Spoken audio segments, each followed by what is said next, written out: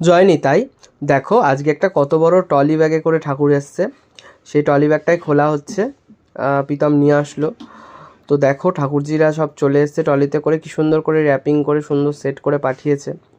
অনেকেই বলো বাড়ির ঠাকুরকে বার করা যায় না, এরকম নিয়ম থাকে, অনেক রকমভাবেই নিয়ম থাকে। দেখো শ্রীপাঠের ঠাকুর তারাও কত সুন্দরভাবে চলে এসেছে। ঠাকুরজি অঙ্গরাগের জন্য বেরোতেই পারে, তাতে কোনো অসুবিধা নেই। সেখানে সেই কয়দিন তোমরা চিত্রপটের সেবা করতে পারো ঠাকুরজির জন্য। দেখো জগন্নাথ, বলরাম, সুভদ্রা, নিতাই গৌর, গোপাল এসেছে এবং একটি খুব সুন্দর সাবেকি একটা যুগল এসেছে, ভীষণ সুন্দর।